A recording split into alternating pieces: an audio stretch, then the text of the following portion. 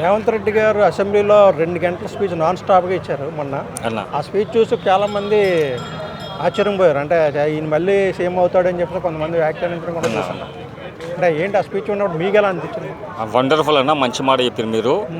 ముఖ్యంగా చెప్పాలంటే తెలంగాణ రాష్ట్రంలో కేసీఆర్ తర్వాత రేవంత్ రెడ్డి గారి ఒక మంచి వాగ్దాటి. గతంలో కేసీఆర్ కూడా చాలా 1 గంట 2 గంటలు సుదీర్ఘంగా మాట్లాడుతుండే సబ్జెక్ట్ మీద కానీ ఏదన్నా పబ్లిక్ మీటింగ్లు కానీ. అదేవిధంగా రేవంత్ అన్న కూడా ఏంటంటే బీఆర్ఎస్ పార్టీని ఓడించడానికి తను చాలా కష్టపడ్డాడు. చాలా మీటింగ్లలో కూడా బీఆర్ఎస్ మీద మాట్లాడడం జరిగింది. ఇప్పుడు నేనేదో చెప్తున్నా, ఒకటి కాంగ్రెస్ పార్టీలో అయితే రేవంత్ అన్న ప్లేస్ 1 2 3 4 5 ప్లేస్లు అయినాయి అన్న. ఇప్పుడు వేరే వాళ్ళు బీజేపీ వాళ్ళు కాంగ్రెస్ మీద ఎంత ఒత్తిడి తెచ్చి ఏం చేస్తాం, దానికి మన రేవంత్ అనే సమాధానం ఇస్తున్నాడు. రేవంత్ అనే ఎదుర్కొంటున్నాం మొత్తానికి. ఇది కాంగ్రెస్ పార్టీ అయితే మొత్తానికి రేవంత్ రెడ్డి అన్న రెక్కల కష్టం వల్లనే కాంగ్రెస్ పార్టీ గెలిచిందన్న. ఈరోజు రేవంత్ రెడ్డి అన్న ఏంటంటే వాళ్ళు రేవంత్ రెడ్డికి సహకరిస్తలేరు. మంత్రులు కానీ చైర్మన్ పోస్టులు తీసిన వాళ్ళు కానీ సహకరిస్తలేరు. క్షేత్రస్థాయిలో వాళ్ళు పని చేయడం లేదు. ముఖ్యంగా ఏంటంటే అందరూ సహకరించాలి రేవంత్ అన్నకు. ఇప్పుడు ఏంటంటే చాలామంది ఏమంటారంటే ఇప్పుడు పథకాలు అమలు అవుతలేవు చేస్తలేవు అంటే, కానీ పథకాలు అమలు అవుతున్నాయి. ఇప్పుడు 200 యూనిట్ల కరెంట్ అని చెప్పి దాని 200 యూనిట్ కరెంట్లో ఫ్రీగా ఇస్తున్నాడు. గ్యాస్ కూడా 500కి అది కూడా అమలు అవుతుంది. లేడీస్కు ఫ్రీ బస్సు అది కూడా అమలు అవుతుంది. ముఖ్యంగా ఏంటంటే కొద్దిమంది ఏంటంటే మన తెలంగాణలో ముఖ్యంగా హైదరాబాద్ అంటే ఇతర రాష్ట్రాల్లో కూడా వచ్చి కూడా ఇక్కడ నివాసం ఉన్నారు. ఉదాహరణ చెప్పాలంటే ఇప్పుడు తెలంగాణలో రేషన్ కార్డు ఉంది, ఆంధ్రప్రదేశ్లో ఆధార్ కార్డు ఉంది. అవి 2 మీకు అప్లై చేస్తే మీకు 200 ఉచిత కరెంట్ రాదు కదా. అదేవిధంగా గ్యాస్ కూడా అట్లనే ఉంది. ఇప్పుడు 2 ఆధార్ కార్డు రేషన్ కార్డు 2 ఉంటేనే మనకు ఆ పథకాలు మనకు వస్తాయి. అవి లేని మనకు పథకాలు కొద్దిమంది అంటే మాకు రాలేదన్న బాధపడుతారు. కానీ వాళ్ళు ఆధార్ కార్డు ఇక్కడ అడ్రస్ పెట్టి చేసుకుంటే వాళ్ళకు కూడా వర్తిస్తారు. వాళ్ళు కూడా ఆ పథకానికి వాళ్ళు అర్హులుగా ఉంటారు. బట్ కాకపోతే కొద్దిమంది ఏంటంటే మాకు అందడం లేదు చేయడం లేదంటే, ముఖ్యంగా చెప్పాలంటే ఇప్పుడు సంక్షేమ పథకం ఒక ఫలం. ఇప్పుడు ఒక అరటిపండు ఇస్తే మనం దాన్ని తొక్కదీసి తినాలి, ఒక యాపిల్ ఇస్తే దాన్ని కోసుకొని తినాలి. కానీ నాకు తినడానికి రాదు, నేను మింగలేను చేయలేను అంటే అది పద్ధతి కాదు. ఇది ఈ విధంగా ఉందన్న. అంటే ఆయన స్పీచ్ విన్నాక మళ్ళీ అంటే ఆయన నెక్స్ట్ టైం కూడా నేనే ముఖ్యమంత్రి అని చెప్పేసి ఆయనే చెప్పేసుకున్నాడు. అది ఎలా ఉంది? ముఖ్యంగా ఏంటంటే తను వైఎస్ రాజశేఖర రెడ్డి లాగా తను 10 years ముఖ్యమంత్రిగా ఉండాలని కోరుకుంటారు. తప్పేం లేదు, పదవిలో ఉండాలని ఎవరైనా కోరుకుంటారు. But is the bit of the Faizan ఫ్యూచర్లో అనిపిస్తుంది. అంటే మళ్ళీ ఆయన ముఖ్యమంత్రి అయ్యే అవకాశం ఎంతవరకు ఉందనిపిస్తుంది? సెకండ్ టర్మ్ ఆయనకు వస్తుంది అంటే చెప్పలేం కదన్న. రాజకీయ సమీకరణ పరిణామాలు ఏవైతే తను కాంగ్రెస్ పార్టీకి వెళ్ళి ముఖ్యమంత్రి అవుతాడు అనుకోవచ్చు, ఇతర పార్టీ నుంచి ముఖ్యమంత్రి అవుతాడు అనేది కదా. ఎందుకంటే తనకు ఫ్రెండ్షిప్ అయితే ఉంది కదా. ఆల్రెడీ టీడీపీ నుంచి వచ్చింది కాబట్టి చెప్పలేం. ఫ్యూచర్లో రాజకీయ సమీకరణ పరిణామాలు ఈ రోజు ఉండే, రేపు ఉండే, ఎల్లుండి ఉండే. ఇప్పుడు మహారాష్ట్రలో మీరు చూసారు కదా, అక్కడ షిండే గతంలో ముఖ్యమంత్రి ఉండి ఇప్పుడు ఉప ముఖ్యమంత్రి ఉన్నాడు. చెప్పలేం రాజకీయ సమీకరణ పరిణామం బట్టి అతనైతే ఏదో ఒక పోస్ట్లో ఉంటాడు ఫ్యూచర్లో. అయితే ఇప్పుడు కాంగ్రెస్ పార్టీ చూస్తుంటే రేవంత్ రెడ్డి గారు, బీఆర్ఎస్ చూసుకుంటే కేసీఆర్ గారు, అలాగే బీజేపీ చూసుకుంటే బండి సంజయ్ గారు.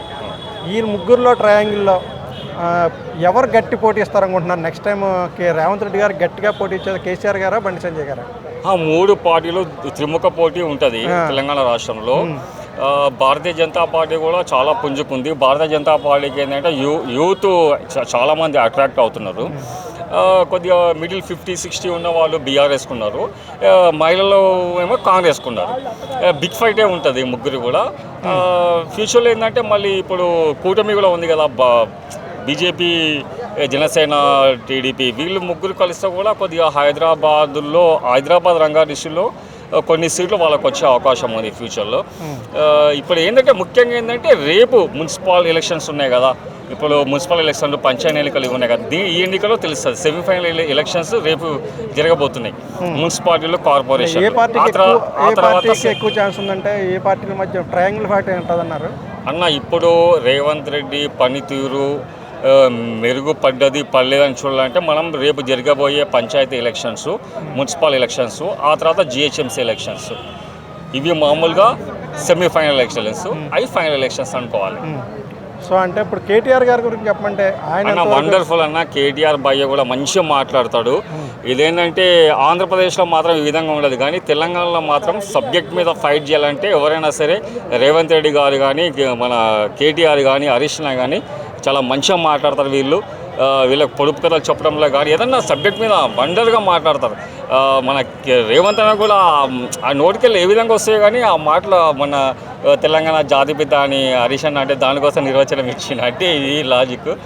చాలా బాగా మంచిగా మాట్లాడతారు. అంటే రాజకీయంగా ఎలక్షన్స్ వరకే ఫైట్ ఉంటుంది, వాళ్ళంతా స్నేహంగానే ఉంటారు. వాళ్ళు ఏంటంటే ఒక వాతావరణం అది అట్లా ఉంటుంది అంతే. అంటే ఇప్పుడు కేసీఆర్ గారు నేషనల్ పాలిటిక్స్కి వెళ్ళిపోయి కేటీఆర్కి బాధ్యతలు అప్పచెప్పడం బెటర్ అంటారా, లేకపోతే ముఖ్యంగా చెప్పాలంటే కేసీఆర్ మామ గారు, ఎందుకంటే కేసీఆర్ మామ ఎందుకంటే ఆయన 200 పెన్షన్ నుంచి 2000 పెన్షన్ చేసిండు. 1991లో మా ఫాదర్ కాలం చేసిండే. 14 years 15 years మా అమ్మకి ఇలాంటి పెన్షన్ లేదు. కేవలం ఒక్క పేపర్ మీద దరఖాస్తు చేసుకుంటే మా అమ్మకి పెన్షన్ వచ్చింది. అందుకే మా కేసీఆర్ మామ అంట. తను చాలా మంచి పనులు చేసిండు. చెప్పాలంటే కేసీఆర్ మామ ముఖ్యంగా తను కష్టపడ్డాడు, పార్టీని తీసుకొచ్చిండు, తను ముఖ్యమంత్రి ఉన్నాడు, డెవలప్మెంట్ చేసిండు. ముఖ్యంగా చెప్పాలంటే ఒక గొప్ప సచివాలయం నిర్మించిండు, మళ్ళీ లక్ష్మీనరసింహస్వామి దేవాలయం నిర్మించిండు, పెద్ద అంబేద్కర్ స్టాచ్యూ, మళ్ళీ అమరవీరుల చిహ్నం, చాలా కట్టడాలు, పోలీస్ కంట్రోల్ రూమ్స్, కలెక్టర్ ఆఫీసులు తన హాయంలో చాలా నిర్మాణాలు జరిగినాయి. కేసీఆర్ ముఖ్యంగా ఏంటంటే దురదృష్టం బాలేదు, టీఆర్ఎస్ని బీఆర్ఎస్ చేయడం, మోడీని ఢీకొనడం. తను ఏంటంటే ఇక్కడ కేటీఆర్కి అప్పగిచ్చేసి తను మహారాష్ట్ర అక్కడ పోయి ప్రచారం కూడా చేసిండు. కానీ బ్యాడ్ లక్ ఏంటంటే నాకు కేంద్ర స్థాయిలో దూసుకుపోదాం అనుకున్నా, మోడీతో ఢీ కొడదాం అనుకున్నా, కానీ కాలేదు. మోడీతో ఢీకొనే శక్తి ఎవ్వరి తరం కాదు. చంద్రబాబు నాయుడు తరం కాదు, నితీష్ కుమార్ తరం కాదు, ఎవరి తరం కాదు. మోడీ ఏంటంటే ఈ భారతదేశంలో గుజరాత్లోని వాద్రా నగర్లో మట్టి వాసన చూసిన మహోన్నత వ్యక్తి. తన జీవనం బాలజీవితం ఒక రేకుల ఇంట్లో గడిచింది. తన గొప్ప విషయం ఏంటంటే తను రాజకీయంగా సంసార జీవితాన్ని కూడా త్యాగం చేసి జిల్లాలకు గ్రామీణ ప్రాంతాలకు పోయి భారతీయ జనతా పార్టీని ఒక మంచి రేంజ్ తీసుకెళ్ళి గుజరాత్లో ఈరోజు కూడా 25 yearsకి వెళ్ళి కూడా భారతీయ జనతా పార్టీ గెలుస్తుంది అంటే అది నరేంద్ర మోదీ గారి గొప్పతనం. అది నరేంద్ర మోదీ గారు ఈ 15 years ఇప్పుడు కంప్లీట్ చేసుకుంటాడు. తర్వాత ఫ్యూచర్లో ఆర్ఎస్ఎస్ నిర్ణయం ప్రకారము యోగి ఆదిత్యనాథ్ PM అయ్యే అవకాశాలు ఉన్నాయి. Okay, thank you.